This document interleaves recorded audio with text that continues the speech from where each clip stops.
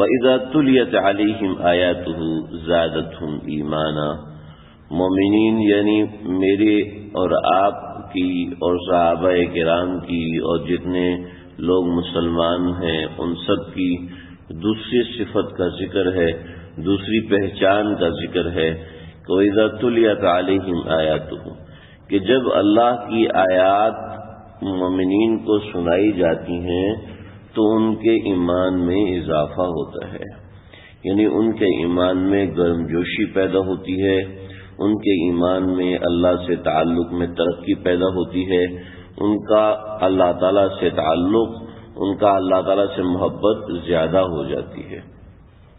یہ مومنین کی دوسری صفت ہے، کسی میں کم کسی میں زیادہ، یہ صفت مومن میں لازمی ہونی چاہیے۔ اگر میرے آپ کے اندر یہ صفت نہیں ہے تو یہ قابل اصلاح ہے، یہ ایسی چیز ہے کہ جو مومن کے اندر یہ 5 چیزیں مومن کے ایمان میں ہونا ضروری ہے۔ خیر اس کی ضرورت اور اہمیت اپنی جگہ، فکر ہر شخص کو اپنے ایمان کی ہونی چاہیے۔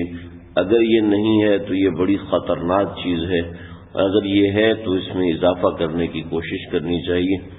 وَإِذَا تُلِيَتْ عَلَيْهِمْ آيَاتُهُ، اس آیت کا مطلب سمجھ لیں۔ وَإِذَا تُلِيَتْ عَلَيْهِمْ، جب ان کے اوپر اللہ کی آیات سنائی جاتی ہیں، زَادَتْهُمْ ایمانا، ان کا ایمان بڑھ جاتا ہے۔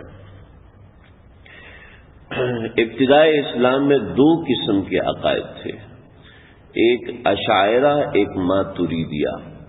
ہم لوگ جن عقائد کو تسلیم کرنے والے ہیں اہل سنت والجماعت اس زمانے میں، وہ اشاعرہ ہے یا ماتریدیہ ہے۔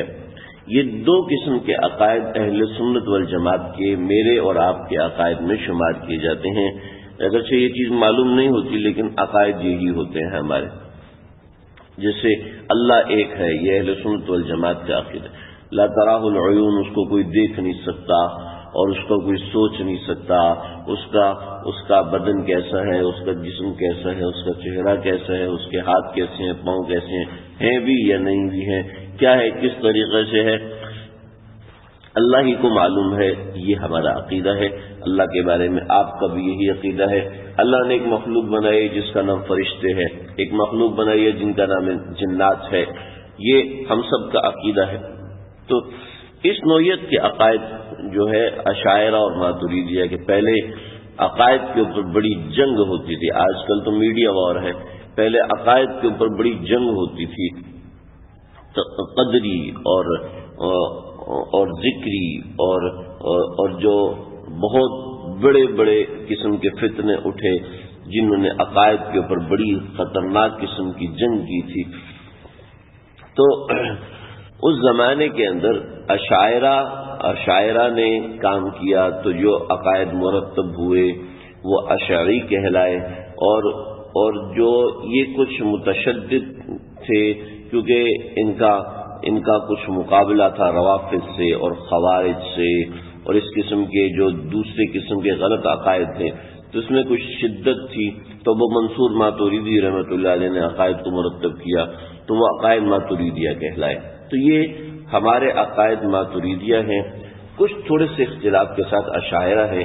یہ دونوں قسم کے عقائد اہل سنت والجماعت کے عقائد ہیں۔ اشاعرہ اور ماتریدیہ، ان دو میں اس آیت کے اندر اختلاف ہے۔ یہ بتانے کا مقصد یہ آیت تھی۔ ہمارے ہاں جو ماتریدیہ، جو ہمارا مسلک اور مذہب ہے، وہ یہ ہے کہ ایمان ایک جگہ پر جامد ہو جاتا ہے، جم جاتا ہے، نہ کم ہوتا ہے اور نہ زیادہ ہوتا ہے۔ جیسے ایک مثال ہے، اللہ پر ایمان، اللہ ایک ہے، اب ایمان اس کا بڑھ نہیں سکتا کہ اللہ تعالیٰ 1.5 ہوگے نعوذ باللہ من ذلک، 2 ہوگے نعوذ باللہ، ایسا نہیں ہو سکتا۔ کسی کا عقیدہ اس سے آگے بڑھ نہیں سکتا۔ نبی کریم صلی اللہ علیہ وسلم آخری نبی ہیں، اس سے آگے عقیدہ کیا بڑھ سکتا ہے؟ آخری کے بعد کچھ اور نہیں، عقیدے میں اضافہ نہیں ہو سکتا۔ عقیدے کی کیفیت میں تبدیلی آ سکتی ہے۔ اللہ ایک ہے، اس کا ایسا استحضار ہو کہ جیسے ان تعبد اللہ کأنک تراہ، کہ تو اللہ کی بندگی ایسی کا جیسے تو اللہ کو دیکھ رہا ہے، تو ظاہری بات ہے ایک آدمی کہتا ہے کہ وہ کھانا بڑا مزیدار ہے اور ایک آدمی کھا کے بتاتا ہے کہ یہ بہت مزیدار ہے، کہ تو دونوں میں فرق ہوتا ہے، دونوں کی کیفیت بتانے میں فرق ہوتا ہے۔ ایک شخص کعبۃ اللہ دیکھ کر آیا ہے اور ایک شخص بغیر دیکھے بتا رہا ہے کعبۃ اللہ کا وجود ہے، اور ایک شخص دیکھ کے بتا رہا ہے کہ ایسا ایسا ہے، میں دیکھ کر آیا ہوں، تو دونوں کے بتانے میں دونوں کی کیفیت میں فرق ہوگا۔ ایمان کی کیفیت کم اور زیادہ ہوتی رہتی ہے، جبکہ عشائرہ کہتے ہیں نہیں، ایمان بڑھتا بھی ہے اور گھٹتا بھی ہے۔ یہ میں نے آپ کو آسان لفظوں میں بتایا، اگر کہیں آپ کو اس کے مطالعے کا موقع ملے تو وہاں پر لفظ استعمال ہوتا ہے ایمان مرکب اور بسیط ہوتا ہے۔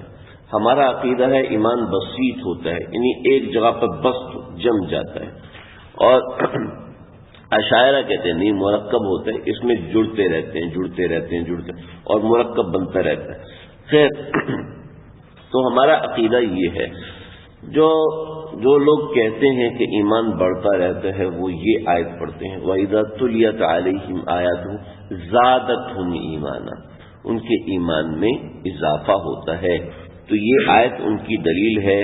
ہم لوگ یہ کہتے ہیں نہیں، ایمان میں اضافہ نہیں ہوتا، ایمان کی کیفیت میں اضافہ ہوتا ہے، کہ جب ان کے سامنے اللہ کا حکم بیان کیا جاتا ہے، اللہ کی صفات بیان کی جاتی ہیں، تو میں اور آپ کبھی قرآن سنتے ہیں تو کبھی کیفیت ہوتی ہے۔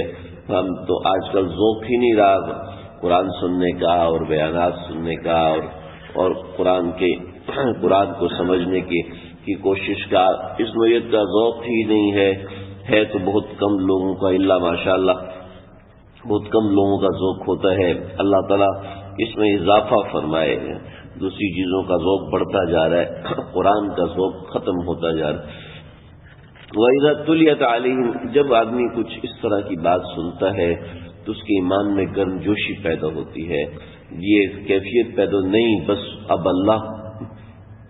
اللہ کو ناراض نہیں کرنا، چاہے کچھ ہو جائے اللہ کو ناراض، اب میں نے گناہ نہیں کرنا، اب میں گناہ سے، تو بعض دفعہ انسان کی ایسی کیفیت پیدا ہو جاتی ہے اللہ کا حکم سن کے، اللہ کا ذکر سن کے، تو یہ کیفیت پیدا ہو جانا، یہ ایمان میں اضافہ نہیں ہوتا، ایمان کی کیفیت میں اضافہ ہوتا ہے، ایمان میں اللہ سے تعلق میں اضافہ ہوتا ہے۔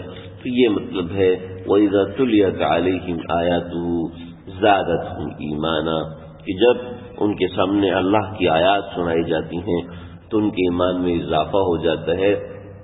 مطلب یہ ہے کہ ایمان کی کیفیت میں اضافہ ہو جاتا ہے۔